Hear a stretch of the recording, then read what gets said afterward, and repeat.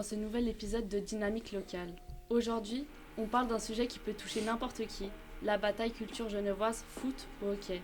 À Genève, deux passions enflamment la jeunesse. D'un côté, le ballon rond du Servette FC et de l'autre, le palais du Genève Servette HC. Deux ambiances, deux cultures, une seule ville. Dans cet épisode, on plonge au cœur du sport à Genève avec ces deux clubs emblématiques. On en parle tout de suite avec nos invités, le journaliste sportif Daniel Visentini et l'ancien joueur de hockey Elliot Tamizier.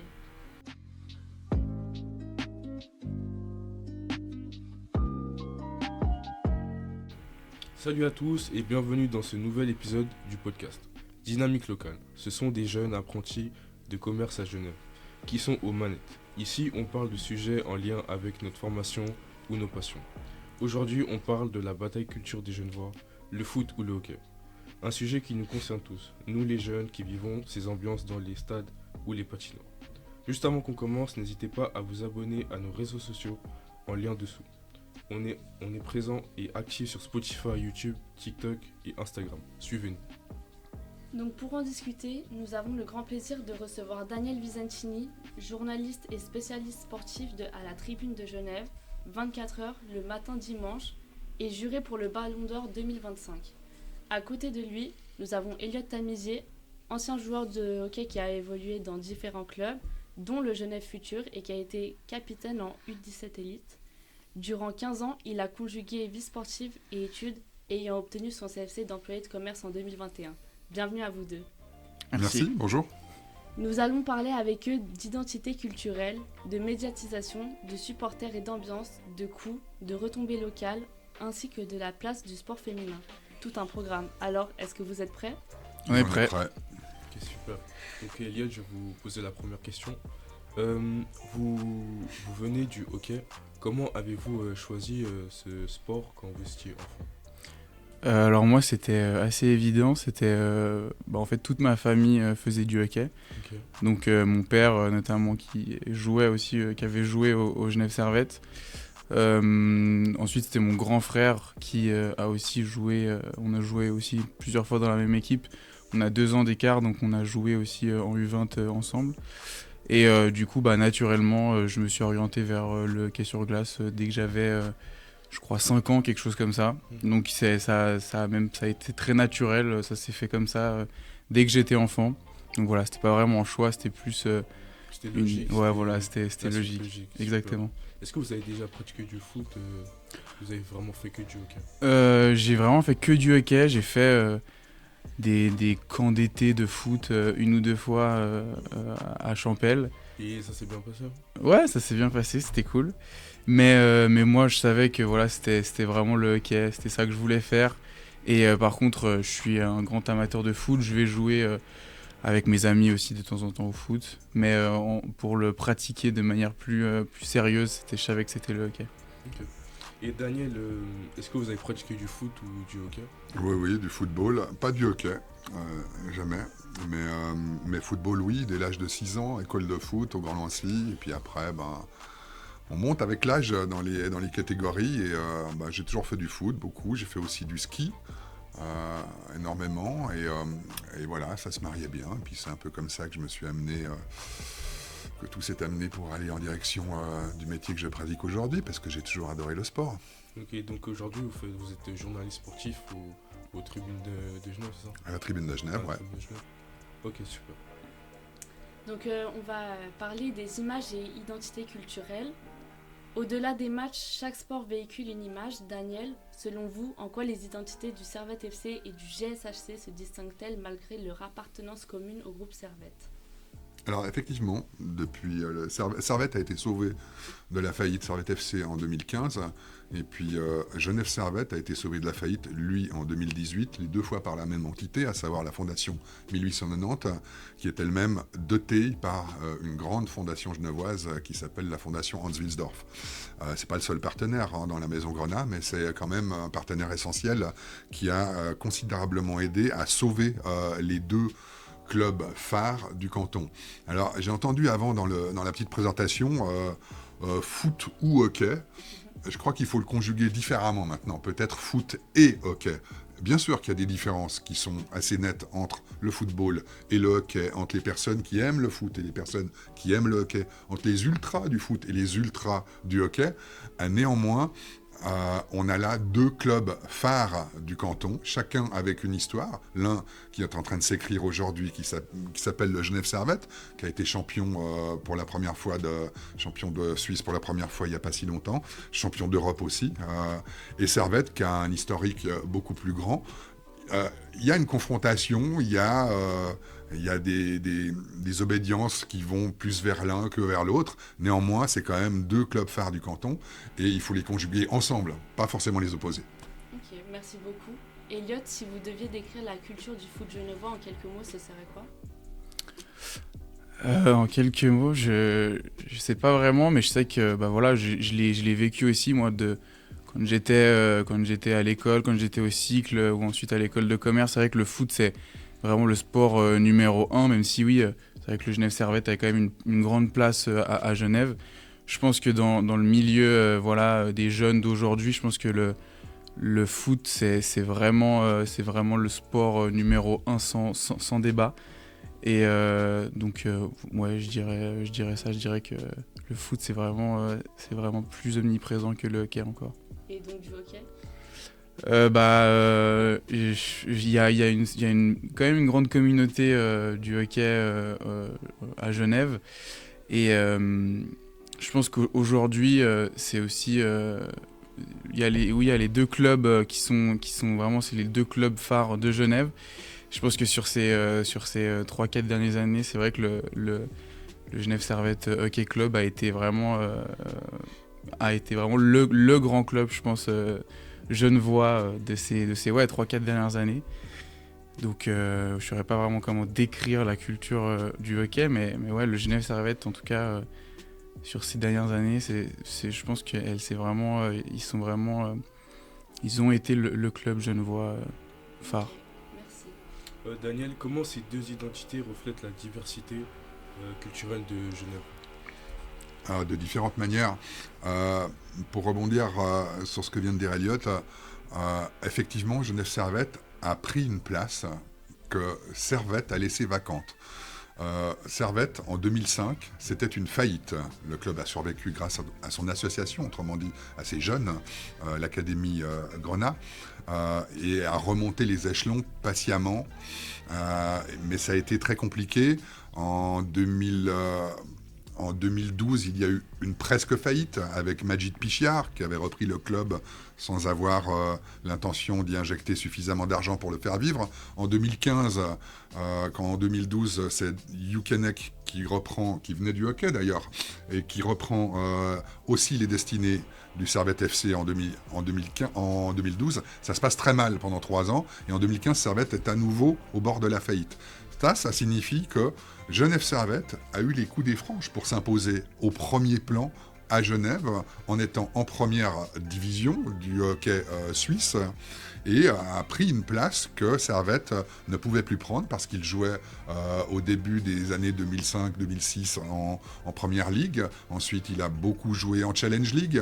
Donc Servette n'était plus un club phare et pour beaucoup de jeunes, en fait, Servette était ce club avec des difficultés financières qui n'arrivait pas à avoir l'aura de son passé. Et ce passé-là, d'ailleurs, les jeunes de l'époque ne le connaissaient même pas. Pour eux, Servette était seulement un club mal en point qui cherchait à renaître de ses cendres. Et ça va arriver à partir de 2015, quand la fondation 1890 reprend les rênes et sauve Servette, il va y avoir un travail qui va être fait. Et c'est seulement en 2019 que Servette revient dans l'élite du championnat de Suisse, en Super League, avant de connaître les résultats qu'on leur sait maintenant, les Grenats. Et parallèlement à ça, le hockey s'est développé avec une personne très forte qui a incarné ce développement à Genève, c'est Chris Maxorley.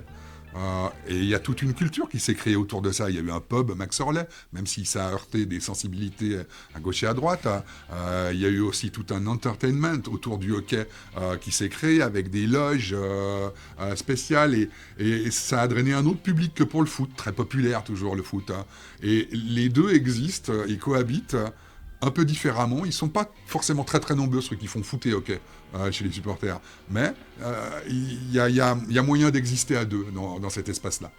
Je ne sais pas si vous avez vu, mais il y a le président du groupe Grenat, Didier Fischer, qui a démissionné ou quelque Tout à chose fait. comme ça. Je ne sais pas si ça impacte le groupe Grenat. Alors, Didier Fischer a été l'homme de liaison, la personne de confiance de la grande fondation dont nous avons parlé précédemment, Hans Wiesdorf, qui a décidé d'aider d'abord Servette FC, ensuite Genève Servette, pour une raison principale. Il mettait beaucoup d'argent, puisque c'est leur dicaster, dans le développement de la jeunesse et des mouvements jeunesse de ces deux clubs, l'académie de football du Servette et l'académie des jeunes hockeyeurs des Aigles. Et là, ils se sont dit, les deux fois, le club étant au bord de la faillite, si on arrête, si on n'aide pas, eh ben, tout ce qu'on a fait n'aura servi à rien. Donc, ils ont décidé de sauver Servette. Ils ont décidé ensuite, 3 ans plus tard, de sauver Genève Servette. Et il y a une personne qui a eu leur confiance pour gérer ce double sauvetage et piloter un peu la maison Grenat, qui est un peu la maison des deux clubs phares du canton. Et cette personne-là était Didier Fischer. Il a fait 10 ans à la tête dans ce poste-là. Il a été parallèlement à sa présidente Servette. Il a même été, sauf erreur, président ad intérim du hockey. Donc il a vraiment piloté tout ça.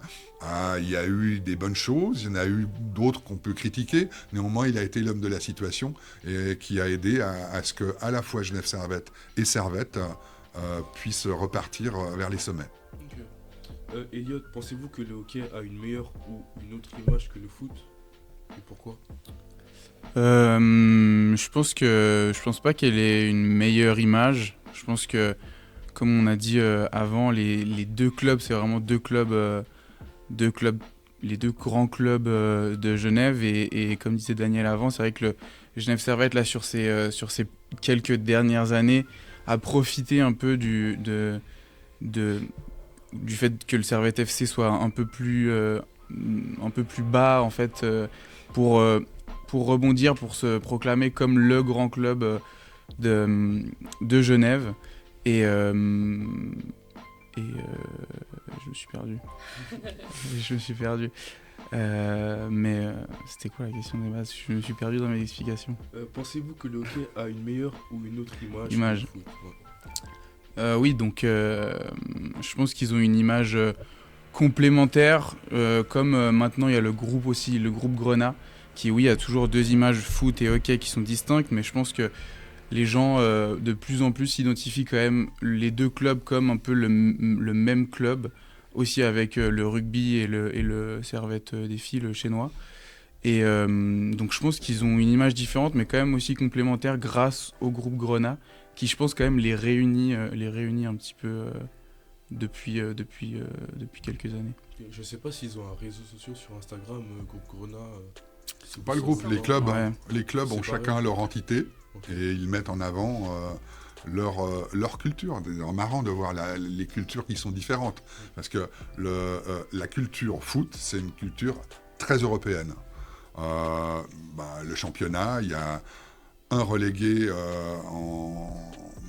qui est le dernier du championnat, il y a un barragiste, il n'est pas question d'avoir une ligue fermée. En hockey, il peut aussi y avoir un relégué, mais alors c'est un peu plus compliqué, on est plus proche d'une version à l'américaine, très nord-américaine d'ailleurs, de gestion du sport. On n'est pas encore dans une ligue 100% fermée où chacun achète ses franchises, mais néanmoins, le dernier, pour retomber via les play-outs et ensuite les barrages contre ceux de la deuxième division, il a peu de risques de retomber. On protège un peu les clubs pour ça d'ailleurs, afin que les clubs puissent grandir dans ce giron-là, mais ça crée deux univers différents.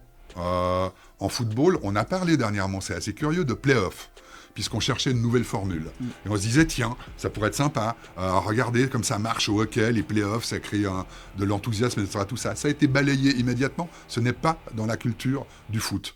Les play-offs, ça voudrait dire que le premier du classement après la saison régulière joue contre le dernier qui s'est qualifié pour les play-offs, et s'il perd dans cette confrontation-là, il a perdu, il a éliminé, c'est fini, il peut plus être champion. Alors qu'il a fait toute la saison en tête. Et cette culture-là, elle est absolument pas présente dans le foot. En revanche, dans le hockey, alors là, c'est pas un problème. Le premier qui va jouer contre le 8e, s'il perd, il perd, et c'est comme ça, tout le monde l'accepte, parce que c'est très anglo-saxon, très nord-américain, et c'est une vision du sport tournée vers l'entertainment, vers le spectacle, vers le show. On le voit aussi pendant les matchs, sur la glace. C'est deux publics différents, deux manières d'aborder le sport différents, et c'est bien que ça cohabite en même temps à Genève. Super. Une question pour vous deux. Pourquoi les gens s'identifient autant à leur sport ? Elliot, tu veux commencer ? Je pense qu'il y a un grand côté affectif. Moi, typiquement, voilà, je suis allé dans le monde du hockey. Dès le début, j'ai su que c'est ce que je voulais faire quand je serais grand. Je voulais être hockeyeur professionnel. Je me suis attaché un peu à un rêve d'enfant. Et de par ça, du coup, j'ai créé toute entre guillemets, une relation avec le hockey. Et où encore aujourd'hui, même si aujourd'hui c'est plus d'actualité, ma vie n'est plus vraiment le hockey. J'ai toujours un côté affectif avec le hockey. J'ai toujours des amis qui font du hockey que je suis toujours. Je suis toujours fier quand le Genève Servette performe. Je suis content, je suis heureux. Et donc voilà, je pense que moi, en tout cas, pour mon expérience, de par tout le parcours que j'ai eu, c'est pour ça qu'aujourd'hui, j'ai encore un lien avec le hockey et des gens qui font pas forcément de sport. Je pense que, je sais pas, je pense que le fait aussi que ce soit leur ville qui joue, qu'ils arrivent à s'identifier à une équipe, je pense que c'est pour ça aussi que les gens aiment le sport, aiment le hockey ou les équipes de Genève en général. Et donc voilà, je pense que je dirais ça. Et vous ? Je crois qu'il y a effectivement le côté, comme le dit Elliot, le côté affectif, le côté environnemental de la personne. Si tout le monde aime le hockey dans sa famille, il y a plus de chances qu'il soit supporter de hockey ou qu'il aime aller voir des matchs de hockey que des matchs de foot, inversement. Si c'est le foot, ça marche de la même manière. Après, moi c'est curieux, j'ai l'exemple de ma fille qui a 23 ans et elle connaît pas très bien le foot ni le hockey, mais en termes de spectacle, elle préfère aller voir les matchs de hockey parce qu'elle trouve ça plus entraînant, plus mouvementé, plus fun qu'un match de foot, 2 fois 90 minutes, où parfois il se passe rien. En hockey, il y a toujours quelque chose. Donc il y a aussi cette zone grise qui va attirer des gens en fonction aussi des copains ou des copines qui tournent autour. Et puis après, c'est une question de sensibilité. Voilà.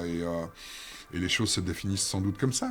Après, évidemment qu'il y a un attachement extrêmement fort. Et là, il rejaillit très clairement dans les COP, dans les ultras du foot et dans les ultras de Servette. Parfois, avec des moments ou des passages qui sont un petit peu compliqués, qu'on n'arrive pas à comprendre, cette passion-là qui est brûlante. Parfois, on sait ce qui s'est passé, et parfois même ils se battent entre eux, parfois même ils se détestent entre les ultras de Genève Servette et de Servette, et parfois même entre les ultras du Servette FC eux-mêmes.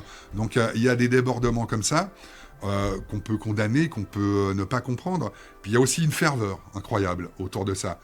C'est des gens qui sacrifient beaucoup de choses pour aller voir leur club, au hockey comme au football, qui font les voyages, qui prennent des congés et qui mettent de l'ambiance dans un stade ou dans une patinoire. Moi, j'ai le souvenir des matchs de foot dans le grand stade de Genève pendant le Covid.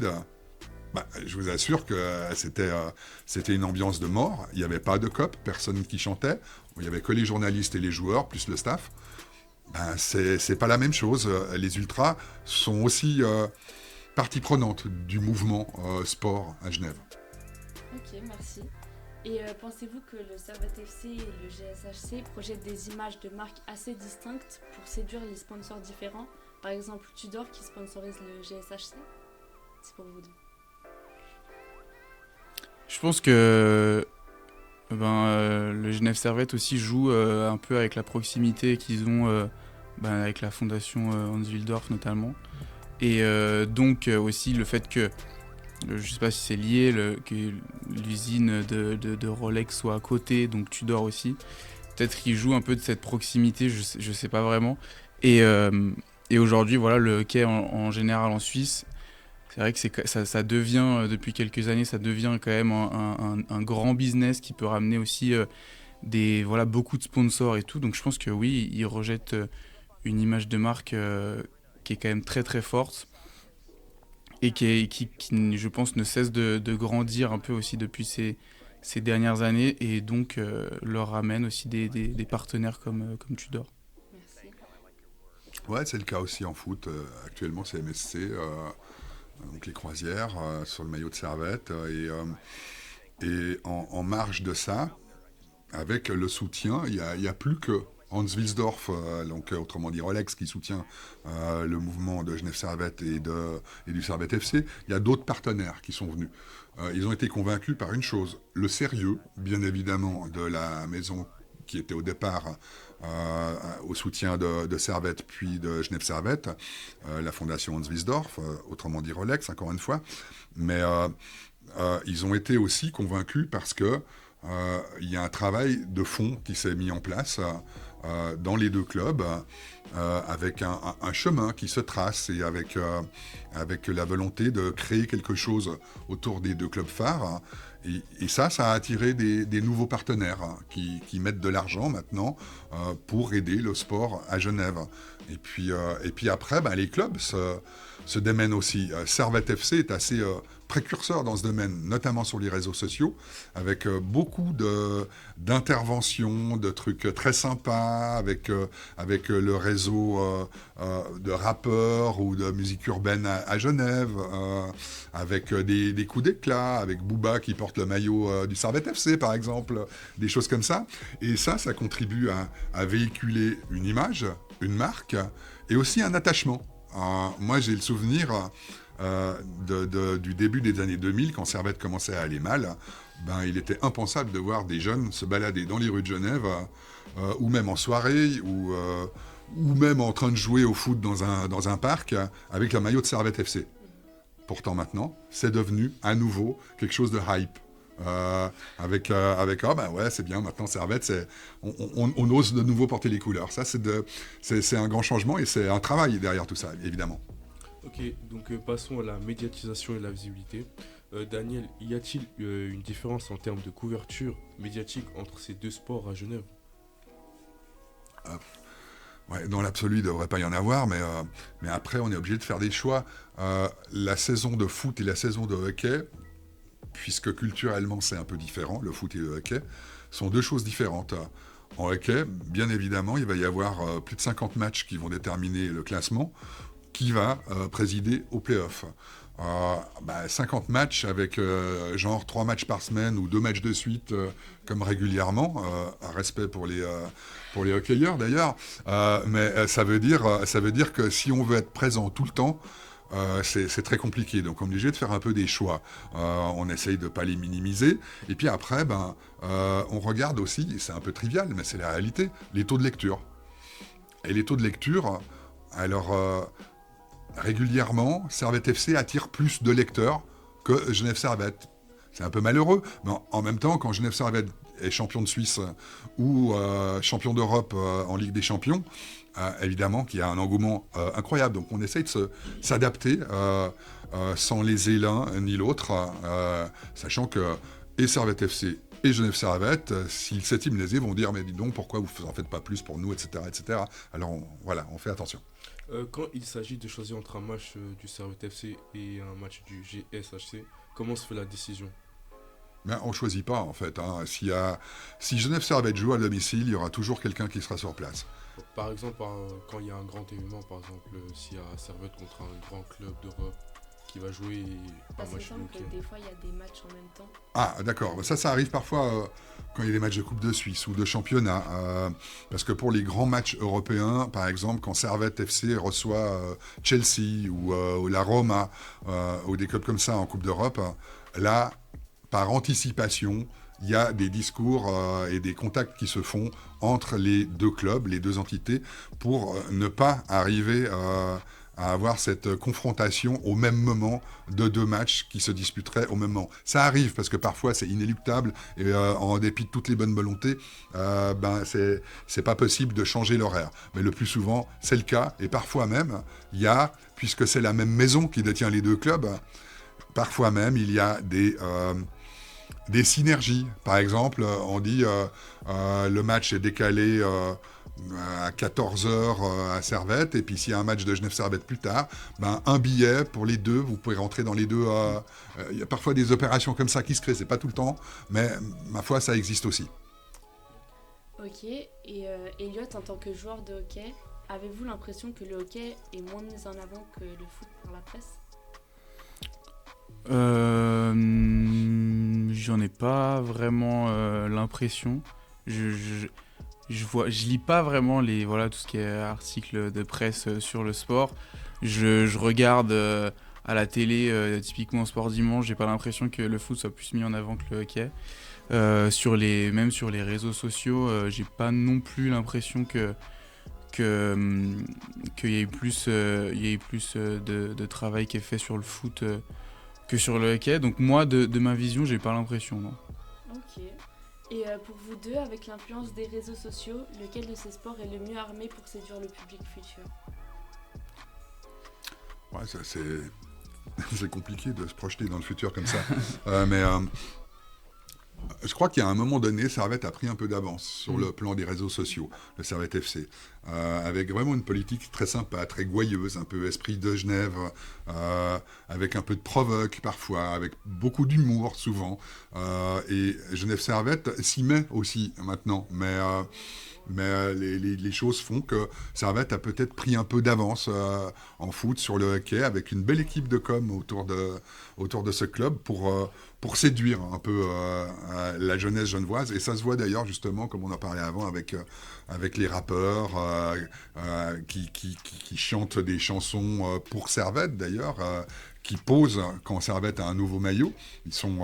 Ils le montrent aussi. Et il y a des campagnes qui s'organisent comme ça, qui font que ça se passe plutôt bien pour Servette. Et Genève-Servette est pas loin derrière, mais voilà, c'est plutôt bien. C'est une émulation en même temps.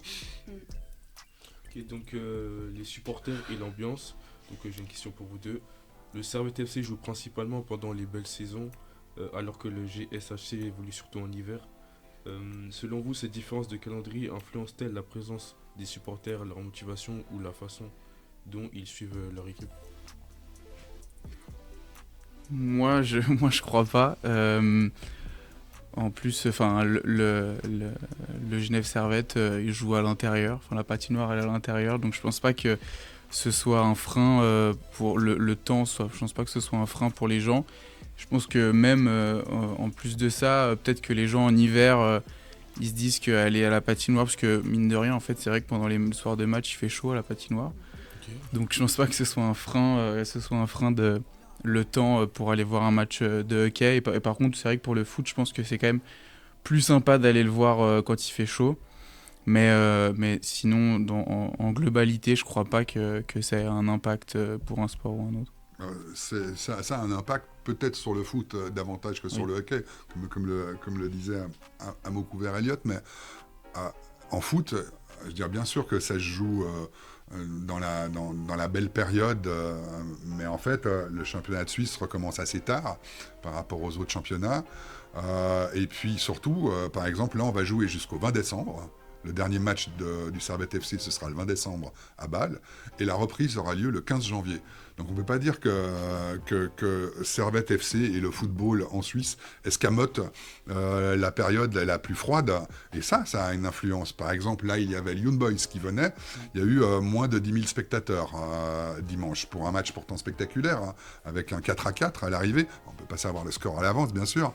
Sinon, peut-être plus de monde serait venu. Mais néanmoins, il n'y avait que 9 500 spectateurs environ, alors qu'il aurait pu y en avoir beaucoup plus pour un match important. Ça va peut-être pas très bien classé actuellement.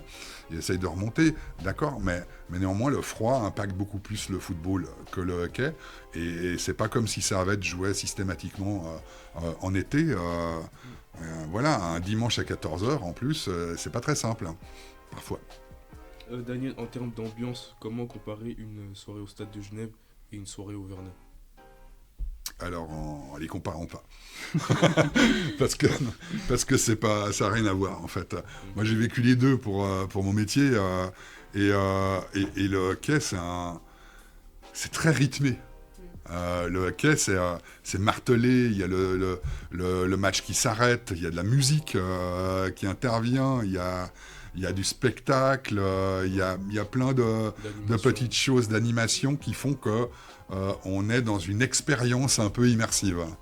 En football, on est spectateur, bien plus que dans le hockey, et ça dépend d'une part du spectacle, et d'autre part, beaucoup, du nombre de personnes qui constituent l'assemblée.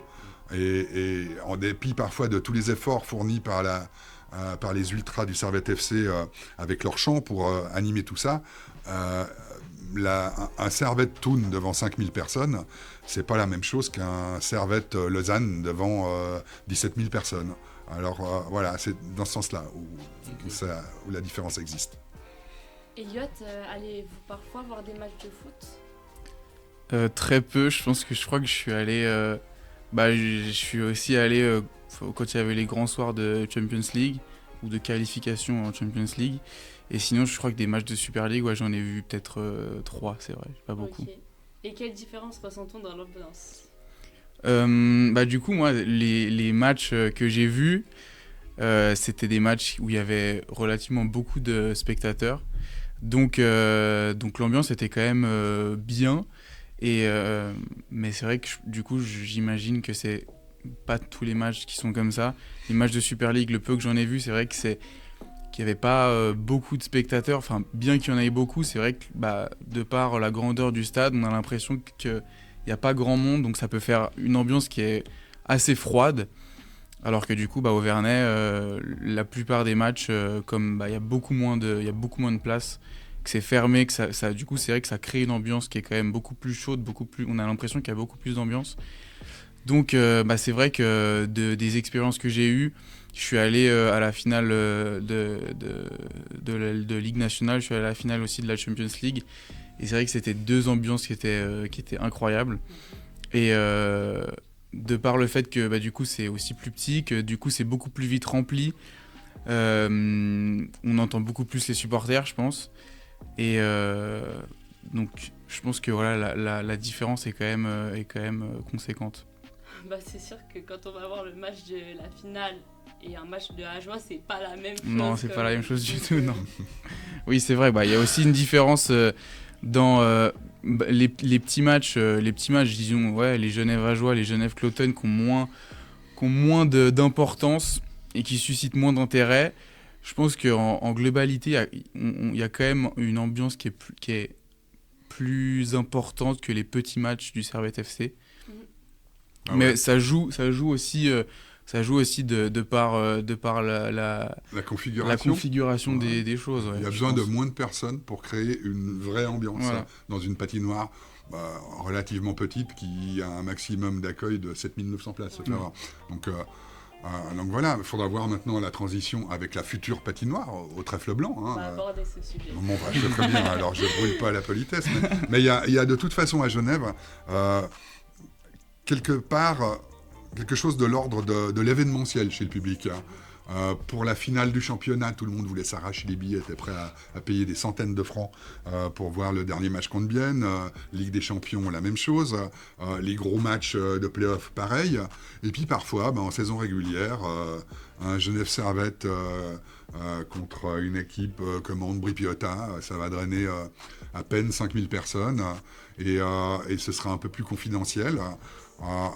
Voilà, et c'est la même chose pour le foot. Quand il y a un Servette contre une petite équipe suisse-allemande, ça ne va pas forcément attirer beaucoup de monde. Et quand il y a un Servette qui joue quelque chose, une place européenne, ou qui joue une qualification, ou l'Europa League dans les phases de poule, et puis qu'il y a Chelsea qui vient jouer, ou il y a la Roma, ou des clubs comme ça, ou les Glasgow Rangers, le stade se remplit et tous les billets sont vendus en quelques minutes sur le site de Servette. Donc il y a vraiment parfois quelque chose de l'ordre d'un public événementiel qui veut être là pour les grandes occasions, et puis qui n'a pas encore la culture à être là toujours, même dans les petits matchs. Et donc pour vous, est-ce qu'on peut parler de rivalité culturelle entre les deux groupes de supporters ? Ouais. Oui, c'est pas les mêmes. Parfois même, il y en a qui se détestent à l'intérieur de ces deux groupes-là. Et c'est voilà, chacun en fait aussi, il y a le côté émotionnel. Chacun veut prôner qu'il est le meilleur dans son domaine. Genève Servette pour les ultras de hockey, Servette FC pour les ultras du foot. Et ça peut créer parfois des tensions. Mais oui, il y a une différence, effectivement, entre les deux publics les plus fidèles et les plus extrêmes. Elliot, on sait qu'au hockey, ils ont une base très fidèle de supporters, mais le foot attire plus pour les occasionnels. Selon vous, est-ce aussi vrai à Genève ? Aussi vrai à Genève 2. Pour les occasionnels, Pour le hockey ? Non, pour le foot. Ah oui, alors, oui, je me rappelle, justement, moi qui suis aussi un supporter occasionnel, je me rappelle, il me semble, d'une banderole des ultras de Servette. Je sais plus exactement ce qui était marqué dessus, mais en gros, il parlait des opportunistes, des occasionnels, de ce genre de supporters qui, eux, je pense qu'ils sont pas fans de ce genre de personnes-là, qui viennent que quand il y a des grandes rencontres. Mais je pense que c'est aussi... voilà, ça fait partie du jeu. À Genève, il y a peut-être aussi une communauté qui est très... peut-être beaucoup... qui peut-être business, je sais pas si c'est le mot, et qui sont invités, qui viennent voir que les grandes rencontres. Ça joue aussi pour le hockey comme le foot. Et voilà, c'était je me rappelle de cette banderole quand j'étais venu voir le match je crois que c'était contre les Rangers. Je sais plus exactement. Mais Ah oui, ils avaient la difficulté parfois à acheter des billets parce que ceux qui ne viennent pas au stade pour voir Servette contre Saint-Gall, là, se précipitaient pour acheter un billet et voir Servette contre les Rangers. C'est cet opportunisme-là qui a été critiqué. Et puis, parallèlement à ça, il y en a certains qui se disent « Ok, d'accord, ça nous emmerde un peu que ça se passe comme ça. En revanche, peut-être que c'est le premier pas qu'il faut pour fidéliser un nouveau public qui va venir contre les Rangers et qui va se dire « Oh, c'était fantastique l'expérience quand même. Oh, le stade c'était bien, le match c'était cool. Oh, je vais revenir. » Et peut-être que c'est un marchepied vers quelque chose, même si beaucoup en doutent. Donc passons au coup du sport. Elliot, on dit souvent que le hockey coûte cher. Tout ce qui est matériel, glace, déplacement. Pouvez-vous nous donner une idée concrète du coup d'une saison au hockey ? Moi, au Genève Futur Hockey, on avait la chance que ça nous coûtait vraiment pas presque rien. On payait pas de cotisation. Okay. Donc, je me rappelle quand j'étais petit, la cotisation à l'époque c'était 1000 francs par année. Plus du coup le coût de l'équipement, etc., qui peut revenir quand même à relativement cher. Oui, il faut pas être gardien là. Ah, il faut surtout pas être gardien.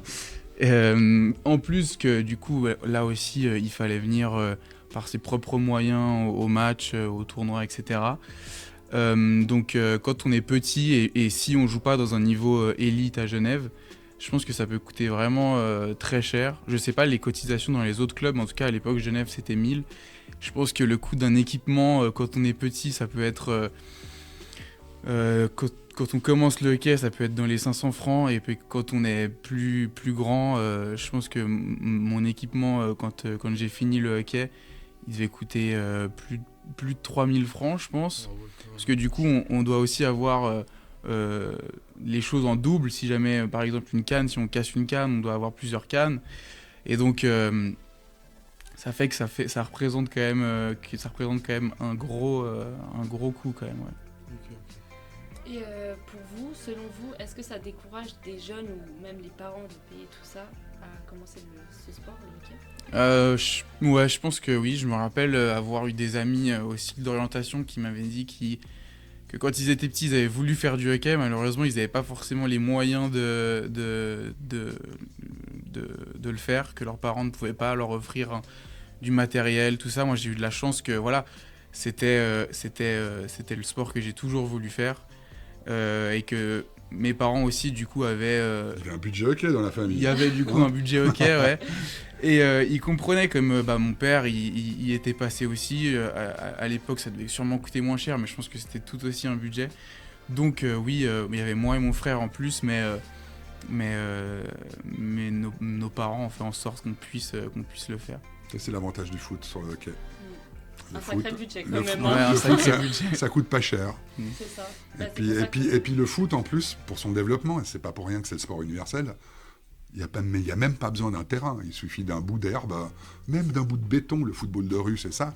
Et puis une boule de chiffon que tu roules, tu mets 2 vestes pour faire les buts, et ça marche.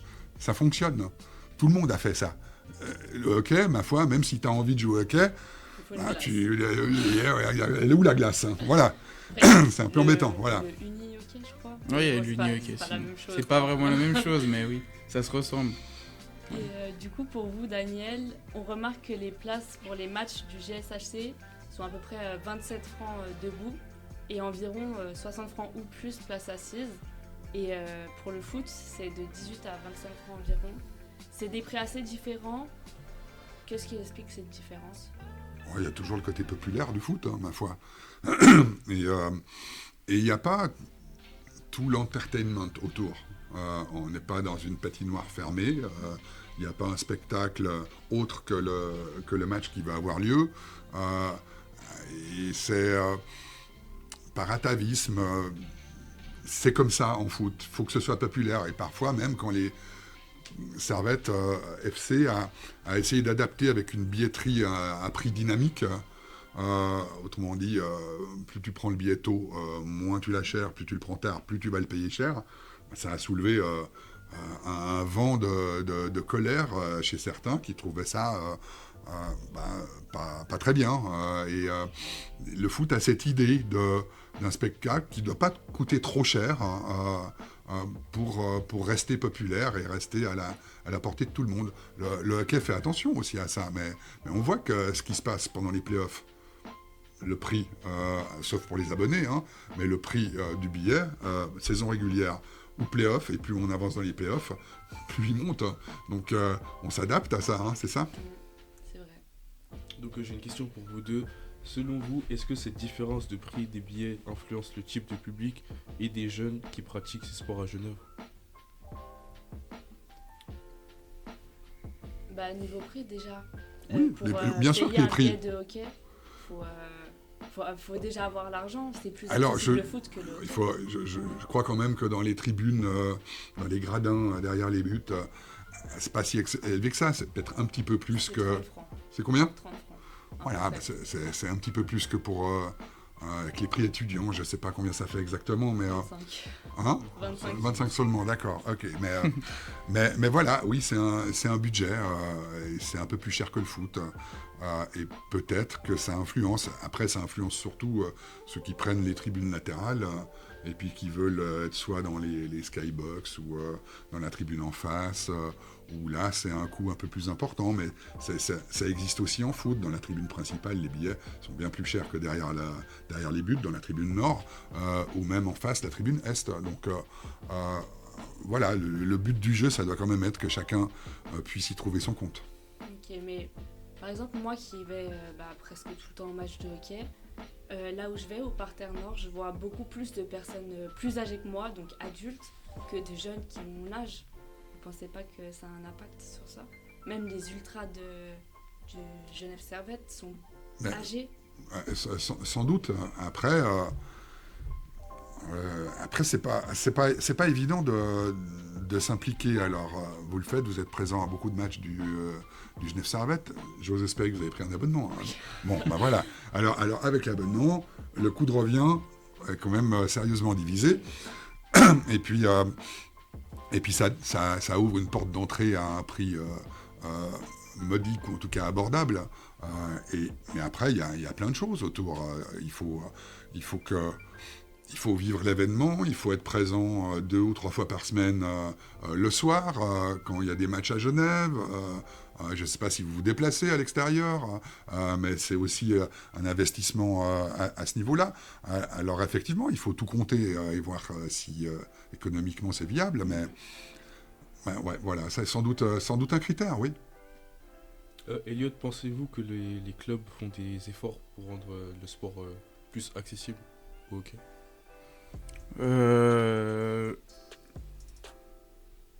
Je sais pas vraiment. J'ai jamais vraiment suivi pour les jeunes, en tout cas au Genève, au hockey. Je sais pas si vraiment ils ont fait des choses, entrepris des choses pour rendre le hockey plus abordable. S'il y a des aides, s'il y a des participations aux cotisations, s'il y a des cotisations qui ont baissé, ce que je doute de ça. Après, je sais qu'il y a des journées découvertes, entre guillemets, pour un peu promouvoir le hockey envers les jeunes. J'ai le souvenir que nous aussi, on allait je suis allé plusieurs fois, notamment à Balexer pour... je crois qu'il y a une patinoire synthétique à Balexer en hiver. Et on était allé pour un peu jouer avec les gens. Mais c'est vrai qu'en termes du coup d'accessibilité et en termes de prix, je sais pas vraiment s'il y a quelque chose qui est fait. Ce que je doute, mais en tout cas en termes de promotion, je pense qu'ils font... le Genève Servette fait beaucoup pour promouvoir le hockey envers les jeunes. Mais donc il y a une différence entre la promotion et l'accessibilité, ça c'est sûr. Donc on va parler maintenant des retombées locales et sociales. Daniel, les deux grands clubs genevois, donc le Servette FC et le GSHC, attirent beaucoup de monde et génèrent une certaine activité autour d'eux. Au-delà des billets vendus, comment ces clubs contribuent-ils à l'emploi et à l'économie du canton ? C'est une vaste question, ça. Il y a beaucoup de choses à dire autour de ça. Un club de foot, c'est pas seulement 11 joueurs, plus les remplaçants et un staff avec une équipe dirigeante autour. C'est tout ce que ça draine en marge de ce fonctionnement-là. Et par exemple, dans le groupe Grenat, dans la maison Grenat, la Fondation 1890, qui détient les deux clubs, le hockey et le foot, qui a aussi le foot féminin et également le rugby, eh bien, il y a une mutualisation des efforts qui sont faits, mais c'est quand même une grosse entité qui s'appelle Genève Sport, qui va gérer les ressources humaines, l'administratif. Il y a Prime qui a été créé, qui gère les buvettes. Et il y a tout un florilège comme ça d'institutions qui se créent autour des deux clubs pour faire fonctionner le tout. Donc ça a des retombées assez considérables. Il y a une étude de la Swiss Football League, qui est la maison mère du football professionnel en Suisse, qui regroupe tous les clubs, les 12 clubs de Super League et les 10 clubs de Challenge League, qui montre comment le football se développe et contribue à créer des emplois, et comment les pôles forts, comme les Genève, contribuent en football à créer un dynamisme économique et un tissu économique autour de l'activité footballistique qui est bénéfique par-delà le simple résultat sportif ou le club lui-même. Ok. Et pour vous deux, peut-on estimer quel sport, football ou hockey, a l'impact économique le plus important pour le canton ? Ça, franchement, je ne sais pas, mais il faudrait tout considérer. Par exemple, Servette est le gérant du stade de Genève. Donc c'est lui qui décide un petit peu comment ça se passe, qui peut organiser des concerts, qui peut organiser d'autres matchs que ceux du Servette FC. On le voit, il y a eu un grand débat qui a lieu actuellement autour de la pose d'une pelouse synthétique ou pas. Eh bien, ce débat va peut-être être tranché dans le bon sens. Là, je plaide en faveur d'une pelouse naturelle, à tout le moins hybride, mais surtout pas de synthétique à 100%, pour une bonne raison. Ce stade a été construit pour le football. En 2003, il a été inauguré. Et grâce au fait qu'il y a une pelouse naturelle, l'équipe de Suisse est par exemple venue jouer le 15 novembre un match capital contre la Suède, qu'elle a gagné 4-1 de mémoire. Et cette équipe de Suisse vient à Genève, qui est le pôle roman du football de l'équipe de Suisse, pour une seule raison, parce qu'il y a une pelouse naturelle. Si une pelouse synthétique était posée, l'équipe de Suisse ne viendrait plus y jouer. Donc en marge de l'activité de Servette dans un stade comme le stade de Genève, il y a aussi ce qui arrive dans ce stade parce qu'il existe et qui fait partie aussi des retombées socio-économiques pour le foot, pour le hockey aussi, ça vaut également. Elliot, est-ce que vous pensez que le hockey fait assez pour se connecter à la jeunesse genevoise ? Je pense que oui, comme je disais tout à l'heure, ils organisent beaucoup de journées un peu découvertes pour promouvoir le hockey pour les jeunes, les très jeunes, pour commencer à l'école de hockey. Je crois que sur les réseaux sociaux, ils sont très présents. Et comme on a parlé tout à l'heure aussi, c'est vrai que le Servette FC avait pris un peu les devants en ayant une communication, c'est vrai, très orientée, je pense, pour les jeunes, avec un ton assez décalé. Et c'est vrai que je pense que du coup, le Genève Servette a suivi. Il y a aussi une page pour le Genève Futur, donc qui a des jeunes qui, je pense, aussi touchent les jeunes. Donc je pense qu'ils sont quand même très connectés avec les gens et la jeunesse, ouais, je pense. Parlons un peu de la future patinoire de Trèfle Blanc. Elliot, en tant que joueur, comment voyez-vous la construction d'une nouvelle patinoire qui coûtera très cher sans offrir vraiment plus de place aux spectateurs ? Je pensais d'ailleurs qu'il allait y avoir plus de place. Il y aura plus de place, mais vraiment de très peu. Ah, de très peu ? Ouais. Plus de 8 000 ou plus de 8 000 places, mais pas plus. Ok. Pas modulable, un peu. Je sais pas, c'est ce qu'ils ont marqué dans le projet. Ok. Le fait est quand même que ça va offrir plus de glace au canton de Genève. Oui. Donc les Vernets continuent d'exister, et c'est bien ça aussi le cœur du problème, c'est que l'outil, c'est aussi d'avoir de la glace pour mettre des équipes de jeunes qui peuvent s'entraîner dessus. Donc, et ça, c'était aussi essentiel. Je pense que, outre ça aussi, il y a pour parler de l'expérience vécue dans une patinoire de hockey, lors d'un match de hockey, je pense qu'aujourd'hui, les Vernets, c'est bien qu'il y ait, je trouve, une bonne ambiance. Je trouve que c'est pas la configuration qui permet d'avoir le plus d'ambiance dans une patinoire de hockey. Je compare maintenant, à peu près toutes les équipes de Ligue nationale ont eu une nouvelle patinoire. Enfin, toutes non, mais je sais qu'il y a eu Lausanne, Fribourg, Bienne. Même en Briviota. Et c'est vrai que je ne l'ai pas vraiment vécu, mais j'ai eu l'occasion d'aller voir des matchs à Lausanne, des matchs qui n'avaient pas forcément grand enjeu. Et je trouve que l'ambiance qu'il y avait à Lausanne, c'était exceptionnel, et ça pouvait même comparer, se comparer avec des grands soirs au Vernet. Donc je pense que aussi le Trèfle Blanc sera fait pour aussi avoir une meilleure configuration. Je pense que c'est pas le cœur du projet, mais ça permettra aussi d'avoir une meilleure expérience, je pense, avec des tribunes qui sont les plus ergonomiques pour voir le match et avoir une ambiance qui est bien. Et pour les hockeyeurs, aujourd'hui, je compare encore une fois avec les autres patinoires que j'ai pu voir en Suisse. Les Vernets à côté, c'est un peu obsolète. Voilà, c'est un peu dans son jus. Donc je pense que c'est un peu aussi le moment d'avoir une nouvelle patinoire à Genève. Je sais que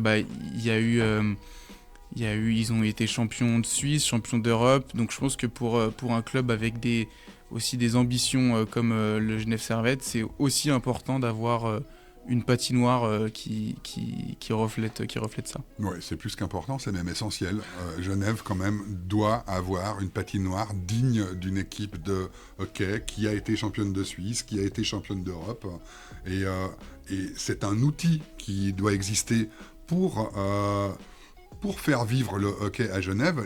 On va appeler un chat. Les Vernets, c'est un endroit vétuste pour le hockey professionnel. Ça vaut des vestiaires jusqu'à la confection de la glace, la configuration avec le grand mur en face. Maintenant, on va avoir une vraie patinoire. C'est quand même le paradoxe ultime, c'est que Genève Servette a été le premier club de l'élite à mettre en branle l'idée d'un nouvel écrin, d'une nouvelle patinoire.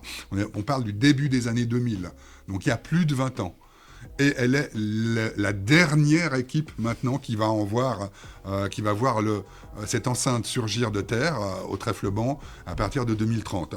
Donc quand même, là, on a assez attendu. Il faut être un peu sérieux maintenant. On est à Genève, on a un club de foot, qui a un stade de foot qui marche, on a un club de hockey qui fonctionne bien, qui a besoin une vraie patinoire et un vrai lieu pour développer le hockey à Genève. Donc c'est aussi pour le confort des joueurs finalement. Aussi, mais pas seulement. Selon vous, Daniel, ce type d'infrastructure aura-t-il un réel impact sur la visibilité du hockey à Genève ? Bien sûr. On remarque, et j'ai fait le calcul à l'époque pour le foot, et on voit, quand un nouveau stade s'installe, une augmentation du nombre d'abonnés et de fréquentation du stade. Alors après, il faut que ce soit soutenu par les résultats. Mais il y a intrinsèquement, comme ça, d'emblée, l'attrait de la nouveauté, et puis le confort qui sera différent. Aller au Trèfle-Blanc, ce ne sera pas comme gravir les 117 marches pour aller tout en haut et voir un petit carré de patinoire en étant en face. Donc ça va être une meilleure expérience hockey pour tout le monde, et bien sûr que ça va aider à développer le hockey à Genève.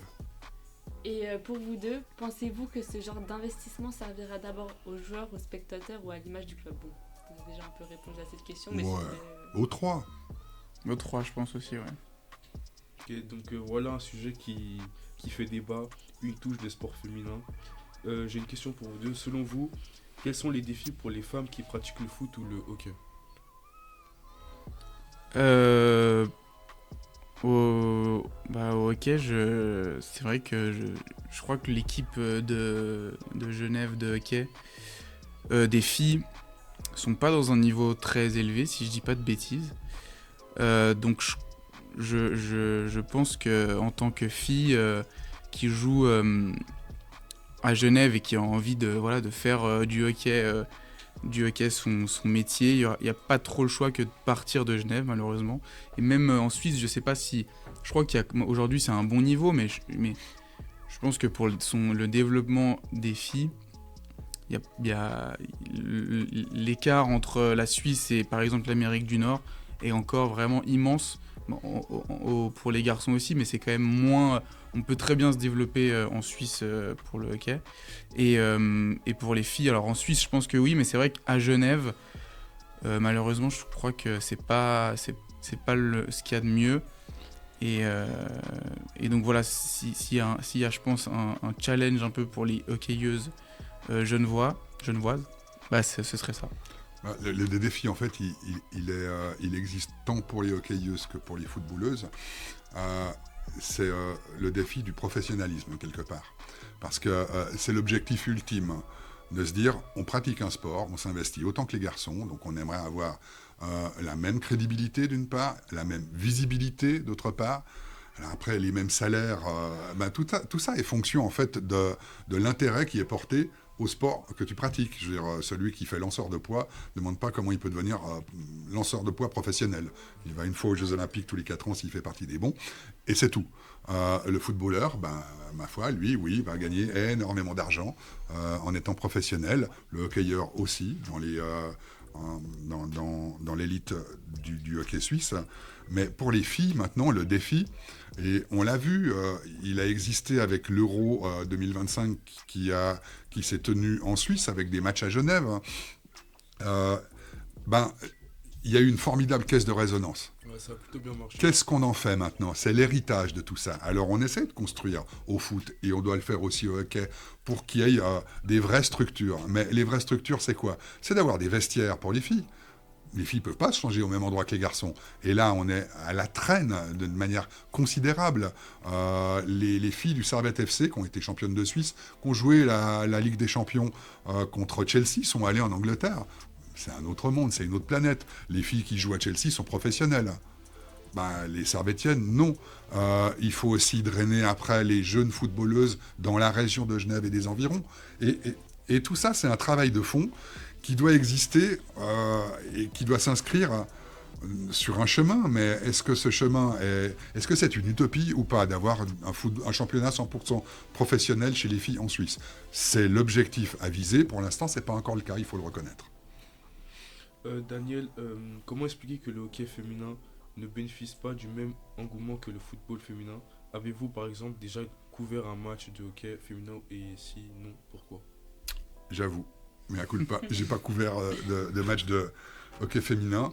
J'en ai couvert beaucoup de football, bien sûr, de hockey également, mais chez les garçons, mais pas chez les filles. Chez les filles, j'ai suivi l'Euro, par exemple. J'ai fait quelques papiers autour de ça, parce que, encore une fois, c'est lié à l'intérêt que les gens y portent. Et on a des grilles de lecture avec des copy-tests qui permettent de voir quel est l'intérêt que les gens portent à tel papier, dans tel domaine. Après, c'est la question de la poule et de l'œuf.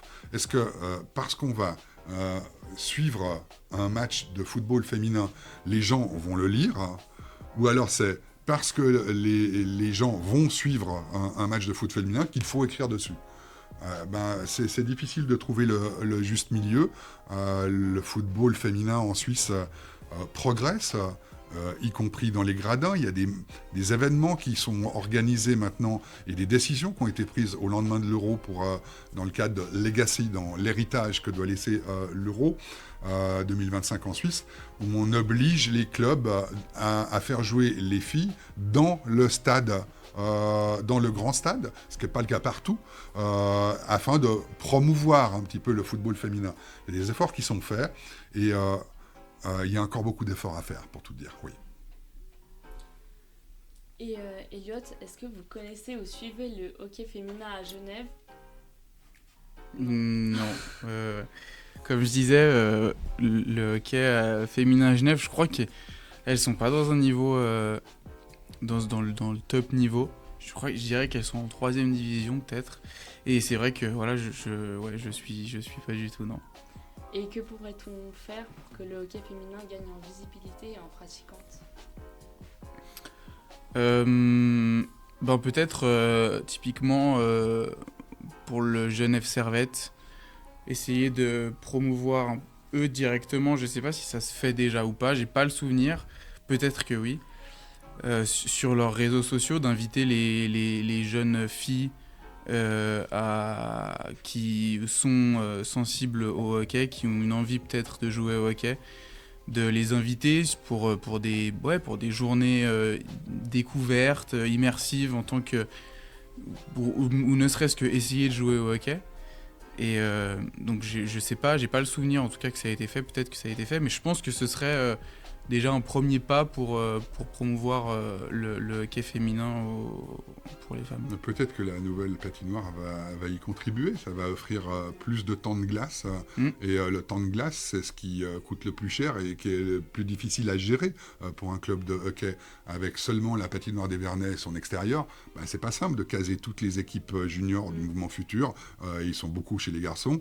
S'il faut rajouter 3, 4, 5 équipes de filles, c'est compliqué, donc les volontés même bonnes peuvent être freinées par les infrastructures qui existent, et peut-être que celle qui va s'ouvrir au trèfle blanc va pouvoir amener de nouvelles dynamiques. C'est vrai que j'ai pu voir une fois, il me semble, une séance dédicace de joueuses du GSHC. Il n'y avait pas beaucoup de monde? Personne. C'est méchant, mais je veux pas être méchante, mais c'était à Nancy-Centre. C'est tellement pas médiatisé que les gens ils connaissent même pas. Ouais. Alors que si on va à une séance dédicace de Stéphane Charlin et je sais pas, Noah Rod, c'est sûr qu'il y aura de la queue. Oui, c'est sûr. Donc c'est dommage. Mais bon. Et une question pour vous deux. Certaines règles du hockey féminin, comme l'interdiction des charges, ont été récemment abolies. Selon vous, est-ce que ce changement a été introduit pour augmenter l'engouement du public? Peut-être plus agressif, donc mieux à voir. Peut-être que c'est vrai que du coup, le contact aussi, ça fait partie un peu de l'entertainment du hockey. Que je pense qu'un grand nombre de personnes, quand ils viennent voir du hockey, ils veulent voir peut-être aussi des bagarres, des charges.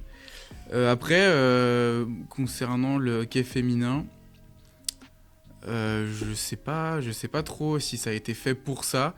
Peut-être qu'ils se sont rendus compte aussi qu'il y avait trop de retenue du coup, de par ses règles, et qu'il voulait un peu rectifier ça. Pas forcément pour donner plus de spectacle, mais peut-être pour fluidifier aussi peut-être le jeu. C'est vrai que des fois, si tu as l'occasion de mettre une charge à quelqu'un et que du coup tu peux pas le faire parce que c'est interdit, que tu sois garçon ou fille, bah peut-être que ça fausse un peu le jeu, et que de par ça, ils ont voulu peut-être rendre le jeu un peu plus naturel avec ça. C'est peut-être le cœur du problème, parce que qu'est-ce qui est consubstantiel au hockey ? L'essence du hockey, c'est bien sûr patiner, l'agilité, mettre le puck dans la lucarne si possible, au-dessus de l'épaule, pas de problème. C'est ça le hockey, c'est des combinaisons, mais c'est aussi le body check. C'est vrai. Et enlever le body check du hockey, est-ce que c'est encore du hockey ? Moi, j'ai des collègues qui se posaient des questions autour de ça en disant bah, les filles font un autre sport. Alors c'est méchant de le dire comme ça, parce que même sans body check, ça reste du hockey. Mais c'est plus proche du hockey avec le body check que sans.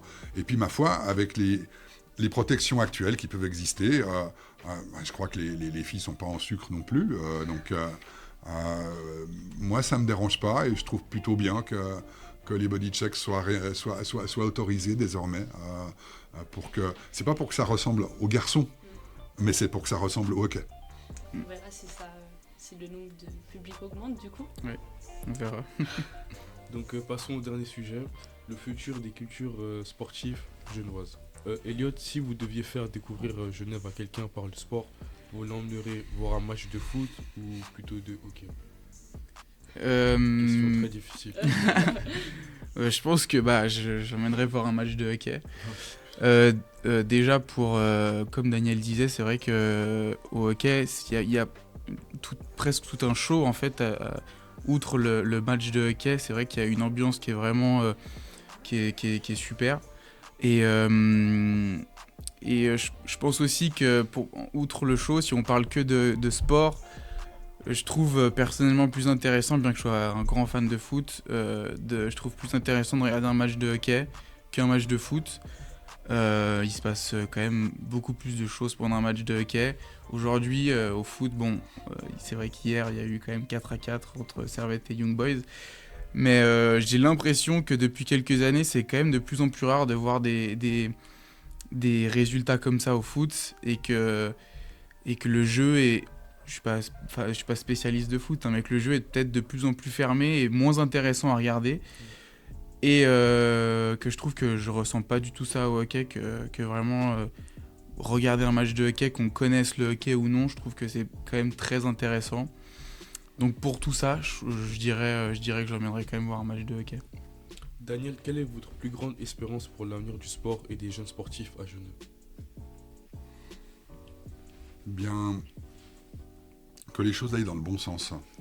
Et le bon sens, c'est ce qui prévaut actuellement en football. Il y a tout un mouvement avec Genève Éducation Football, avec Foot-Eco, avec des clubs qui se sont regroupés pour créer une forme de pyramide, pour drainer les meilleurs jeunes qui sont dans les clubs de Genève ou de la campagne, en direction des 3 pôles que peuvent constituer Meyrin, Servette, Carouge, et dans les meilleurs de Meyrin et de Carouge, de les amener en direction de Servette. Ça fonctionne plutôt bien. Il y a beaucoup de jeunes joueurs qui sont sortis de l'Académie Grenat et qui sont passés par le biais de ce prisme-là. Et ça, c'est intelligent. Donc le souhait, c'est que ça continue comme ça. Le deuxième souhait, c'est que Servette fasse peut-être plus confiance à ses meilleurs jeunes. On l'a vu, Monzambi, équipe de Suisse, n'a jamais joué à Servette dans la première équipe alors qu'il a été formé au Servette FC. C'est des choses qui ne doivent plus arriver, ça. Et ça en prend le chemin maintenant. Servette se constitue une feuille de route pour ne plus rater ses meilleurs jeunes, leur offrir un plan de carrière qui passe d'abord par la première équipe pour ensuite aller à l'étranger et pas directement à l'âge de 15 ou 16 ans quitter le club. Donc ça, c'est intéressant. Et au hockey, il y a le même genre de cursus qui existe. faut juste espérer qu'il y aura un peu plus de jeunes issus du cru qui vont nourrir le mouvement futur, parce que sinon, Genève Servette va être obligé de continuer à faire ce qu'il fait déjà, prendre des jeunes étrangers pour les intégrer, et c'est une très bonne manière aussi de voir les choses, mais économiquement déjà, puisque si de jeunes percent, ça va être intéressant. Mais voilà, qu'on continue de travailler dans ce sens-là, avec un souci d'excellence. Le Stade de Genève est là pour ça, il faut de l'herbe, la nouvelle patinoire sera bientôt là, et c'est des outils qui doivent aider pour aller dans le bon sens. Mais il me semble quand même que le Genève Servette fait beaucoup jouer les jeunes de Genève Futur. Oui. En tant que remplaçant, ou même son prénom, Simas. Ignatavicius. C'est ça. Lui, Ouais. Il va peut-être partir en NHL. Enfin, il me semble que C'est ce chemin-là qu'il faut garder, oui. ils font assez pour que les jeunes jouent. Mais oui, mais c'est un effort qu'il faut sans cesse renouveler. Et c'est pas acquis. Il y a un chemin qui s'écrit comme ça, qui doit s'écrire encore mieux en foot, qui existe déjà en hockey, qui doit être encore poursuivi dans ce domaine-là. Ok, donc, et pour finir, est-ce que vous avez un message à faire passer, un coup de gueule ou quelque chose à dire à nos jeunes sportifs? Non. Pas spécialement, je rebondis sur ce qu'on disait avant, de faire confiance aux jeunes, je trouve ça bien. On a parlé de Simas là qui joue énormément avec la première équipe, avec le Genève Servette, et je trouve ça bien, et je pense que ça peut donner aussi un élan. Voilà, c'est un 2007, je sais plus exactement, du coup il doit avoir 18 ans, et ce qui fait comment il joue, et le niveau de confiance qu'il a à son âge, je pense que lui a quelque chose de spécial. Mais je pense qu'il y a aussi beaucoup d'autres jeunes qui sont excellents au Genève Futur. Je pense aussi au foot, que c'est pareil, et que je trouve que c'est bien de faire confiance. C'est vrai qu'il y a 2-3 ans de ça,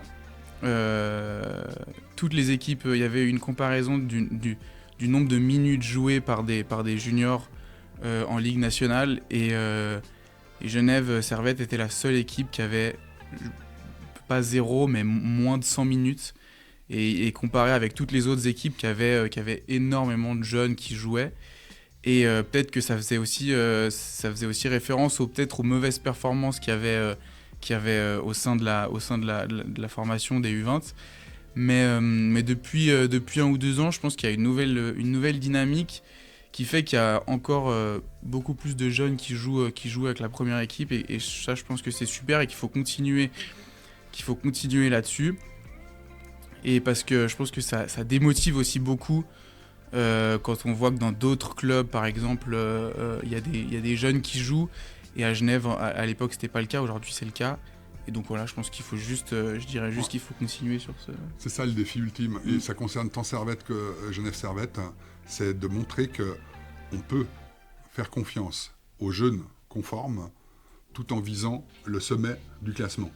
Alors parfois c'est pas simple, mais c'est un chemin sur lequel les clubs en Suisse doivent s'inscrire, peut-être plus encore en foot qu'en hockey, parce que c'est difficile d'attirer des très bons étrangers en football. En hockey, le championnat de Suisse est un championnat reconnu, c'est peut-être le 2e ou le 3e meilleur championnat du monde, et les étrangers viennent naturellement jouer ici. On peut avoir des champions olympiques, champions du monde, comme Genève Servette a eu, et ça, c'est une chance pour Genève Servette. Pour le foot, c'est terminé. Plus jamais Servette pourra avoir un joueur de taille internationale. Il ne viendra plus jouer en Suisse. Donc, il faut faire confiance aux jeunes et montrer qu'il est possible, en faisant confiance à ces jeunes, de garder une exigence de résultat dans le championnat de tous les jours. Ok, j'ai une dernière question, Elliot. Est-ce que c'est compliqué de devenir pro hockey ? Il y a très peu de chance c'est compliqué. Oui, c'est très compliqué. Mais je pense que c'est pas impossible. Quand on est jeune, il y a pas de secret. Il faut travailler pour y arriver. Et c'est aussi il faut avoir des opportunités, mais ça fait pas tout. Je pense qu'aujourd'hui, si t'es jeune, que t'as envie que tu as envie de réussir absolument et que tu fais les choses en sorte que tu fais tout pour que tu y arrives, je pense que c'est pas impossible. Mais y a pas de secret, c'est comme dans tous les sports, même dans le travail, il faut travailler pour y arriver. Mais alors oui, c'est très dur, mais c'est possible. Ok. Donc ce qu'on voit, c'est que cette bataille entre foot et hockey, c'est surtout une passion commune qui fait vibrer Genève. Et aujourd'hui, elle s'ouvre aussi au sport féminin. Preuve que la relève est là. Merci à nos invités, Daniel Visentini pour son regard de journaliste et Elliot Amisé pour son expérience de joueur. Merci à vous. Merci. Et vous, chers auditeurs, dites-nous foot ou hockey ou les deux. N'oubliez pas de vous abonner sur YouTube, Spotify, TikTok et Instagram pour Dynamique Locale. Partagez vos impressions, laissez un avis et restez connectés pour le prochain épisode. C'était Dynamique Locale. Ciao.